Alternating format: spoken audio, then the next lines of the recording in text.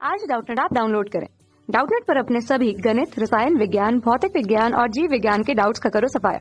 बस प्रश्न की फोटो खींचो, एक ही प्रश्न को क्रॉप करो और तुरंत वीडियो सोल्यूशन पाओ।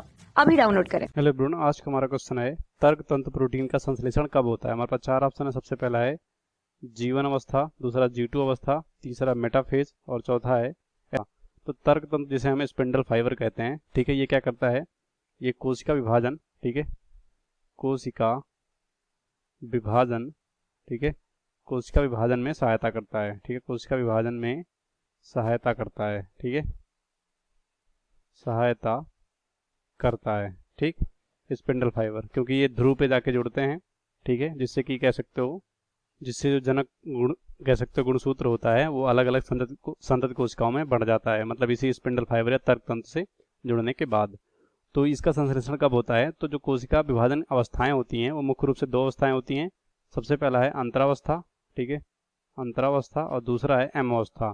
तो अंतरावस्था में कोशिकाएं विभाजित होने के लिए तैयार होती हैं और एम अवस्था में विभाजित होती हैं। ठीक है, तो यहाँ पे जो अंतरावस्था है इसमें जो कह सकते हो कोशिका विभाजन के लिए आवश्यक सामग्री जैसे कि डीएनए, आरएनए, प्रोटीन, इन सब का निर्माण होता है। तो ये मुख्य तीन अवस्थाओं में होता है, G1, S और G2। तो G1 में क्या होता है, आरएनए और जो कह सकते हो राइबोसोम से संबंधित या कोशिका में जो प्रोटीन की जरूरत होती है। ठीक है, और यहाँ पे इसमें डीएनए बनता है। ठीक है, और यहाँ पे G2 में जो तर्क तंतु है, जो तर्क तंतु प्रोटीन है, माइक्रो जैसे माइक्रोफिलामेंट या कह सकते हो जो ट्यूबुलेंट प्रोटीन होता है, इसी में इस प्रोटीन का निर्माण होता है। ठीक है, कौन से प्रोटीन का, तर्क तंतु प्रोटीन का, यानी स्पिंडल फाइबर का। ठीक है, तर्क तंतु।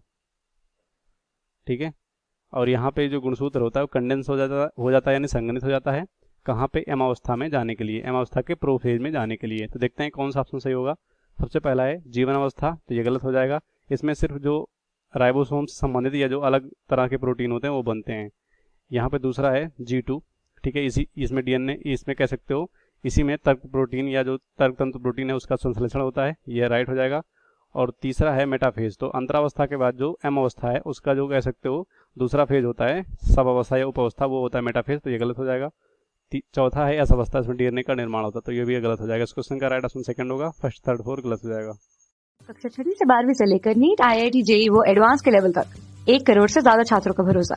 आज ही डाउनलोड करें डाउटनेट ऐप या व्हाट्सएप करें अपने सारे डाउट्स 8400 400 400 पर।